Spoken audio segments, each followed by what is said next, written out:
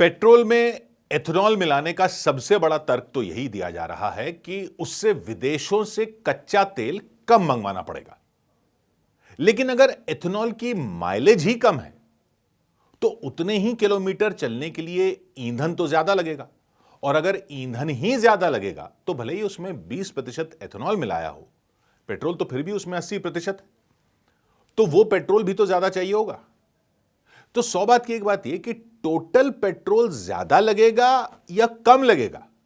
अगर ज्यादा लगेगा तो डॉलर कैसे बचेंगे, क्योंकि वो तो विदेश से ही मंगाना पड़ेगा। और अगर कम लगेगा तो क्या इतना कम लगेगा कि बाकी जो नुकसान होने की आशंका है उसकी भरपाई की जा सके।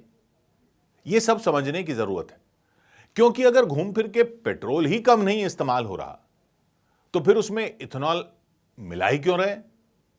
यह बात हो रही है E20 ईंधन की, यानी जिसमें 80% पेट्रोल होता है और 20% एथेनॉल। अगर किसी गाड़ी की 100% पेट्रोल में माइलेज, जो फुल पेट्रोल होता है उसमें अगर उसकी माइलेज 15 किलोमीटर प्रति लीटर है, मतलब वो गाड़ी 100% पेट्रोल में 1 लीटर में मान लो 15 किलोमीटर चलती है, तो 100 किलोमीटर चलने के लिए उसमें लगेंगे 6.66 लीटर। अब अगर E20 ईंधन में भी वो गाड़ी 100 किलोमीटर चलने के लिए 6.66 लीटर E20 का ही इस्तेमाल करे, तब तो सीधा सीधा 20% पेट्रोल बच जाएगा, क्योंकि उसमें पेट्रोल 80% है, और अगर उतना ही चल रही है गाड़ी तो 20% की बचत हो गई पेट्रोल की, बाकी एथेनॉल डाल दिया। लेकिन ऐसा तो हो नहीं रहा। ये तो सरकार भी मान रही है, गाड़ियां बनाने वाली कंपनियां भी मान रही हैं कि माइलेज कम होती है एथेनॉल की। बस बहस इस बात पर है कि कितनी कम होती है। कंपनियां दावा कर रही हैं कि 3 से 5% तक ही 3 से 5% तक की कमी आती है माइलेज में, लेकिन पब्लिक ये मान ही नहीं रही। पब्लिक दावा कर रही है 15-20% माइलेज कम हो रही है। अब कहां 5%, कहां 15%। 5% माइलेज कम होने का मतलब है कि अगर कोई गाड़ी 1 लीटर 100% पेट्रोल में 15 किलोमीटर चलती है, मतलब जब फुल पेट्रोल हो बिना एथेनॉल का, अगर उसमें एक गाड़ी 15 किलोमीटर चलती है 1 लीटर में, तो वो 1 लीटर E20 वाले ईंधन में 14.25 किलोमीटर चलेगी, 5% कम चलेगी, यानी माइलेज 15 से घट के 14.25 हो जाएगी। कंपनियां कह रही हैं कि इतनी ही कमी आ रही है।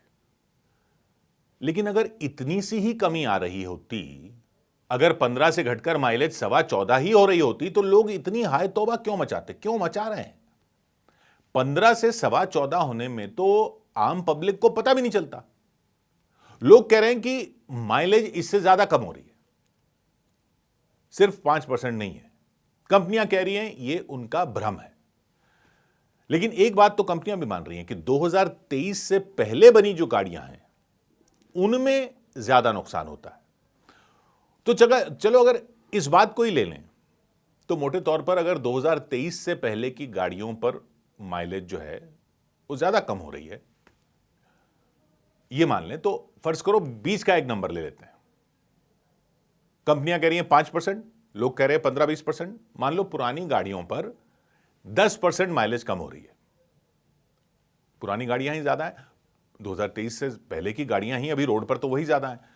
तो मान लो उनकी माइलेज 10% अगर कम हो रही है, तो 10% माइलेज कम होने का क्या मतलब हुआ कि अगर गाड़ी की माइलेज 15 की थी तो वो हो जाएगी 13.5 की। यानी जो गाड़ी 1 लीटर पेट्रोल में, बिना एथेनॉल वाले 100% पेट्रोल में 15 किलोमीटर चलती है, वो E20 पर चलेगी 13.5 किलोमीटर। अब सवाल यह कि 15 किलोमीटर चलने के लिए उसको फिर कितना ईंधन चाहिए होगा। E20 15 किलोमीटर ही चलना है तो E20 कितना चाहिए होगा। अगर 15 ही किलोमीटर चलना है तो उसको E20 चाहिए होगा 1.11 लीटर, 1.11 लीटर, यानी 110 ml ज्यादा चाहिए होगा उसी 15 किलोमीटर तक जाने के लिए। 1 लीटर की बजाय 1 लीटर और 110 ml ईंधन चाहिए होगा E20 वाला। और 1.11 लीटर में 80% पेट्रोल है, 20% एथेनॉल है, यानी 890 ml, भाई 1190 चाहिए ना, माफ कीजिएगा, 1110 ml चाहिए। तो 890 ml पेट्रोल लगेगा 220 ml एथेनॉल 80-20 है। तो जब 100% पेट्रोल पर गाड़ी चल रही थी तो 15 किलोमीटर चलने के लिए 1 लीटर पेट्रोल लग रहा था, 1000 ml पेट्रोल लग रहा था। लेकिन अब भी 890 ml तो पेट्रोल लग ही रहा है। पहले 1000 ml लग रहा था, अब 890 लग रहा है, बाकी एथेनॉल लग रहा है। बचा कितना? 110 ml। 110 ml पेट्रोल कम लग रहा है, यानी 1000 ml के बजाय 890 लग रहा है, 11% कम लग रहा है। मतलब यह कि 20% एथेनॉल मिलाने पर भी पेट्रोल 20% कम नहीं लग रहा, पेट्रोल तो 11% ही कम लग रहा है, क्योंकि माइलेज ही कम हो रही है, तो टोटल ईंधन ज्यादा लगाना पड़ रहा है। तो चलो 11% पेट्रोल की बचत भी अगर हो रही है देश को, तो वो भी अच्छा है, क्योंकि उतना कच्चा तेल कम मंगाना पड़ेगा। लेकिन उसमें भी पेच है, क्योंकि सारे जो कच्चे तेल का पेट्रोल तो बनाया नहीं जाता। जितना भी कच्चा तेल आ जाता है उस सबका पेट्रोल तो बनता नहीं है। डीजल भी बनता है, हवाई जहाज का ईंधन भी बनता है, केरोसिन भी बनता है, बहुत सारी चीजें बनती हैं कच्चे तेल से। टोटल जितना कच्चा तेल आता है देश में, उसका सिर्फ 15-20% ही पेट्रोल बनाया जाता है, बाकी की और चीजें बनती हैं। डीजल और बाकी चीजों में तो फिर वो एथेनॉल मिला भी नहीं रहे हैं, सिर्फ पेट्रोल में मिला रहे हैं। यानी कच्चे तेल के जो 15-20% का जो हिस्सा है उसी में एथेनॉल मिल रहा है, और उसमें ही बचत हो सकती है। उसमें भी 11% की ही बचत हो रही है एथेनॉल मिलाने से। तो कुल कच्चा तेल जो बचेगा वो तो 2% के आसपास बचेगा। कुल जितना आ रहा है उसमें तो 2% की कमी हो रही है, क्योंकि जो कमी हो रही है वो सिर्फ 15-20% वाले हिस्से पे हो रही है, पेट्रोल वाले हिस्से पे हो रही है।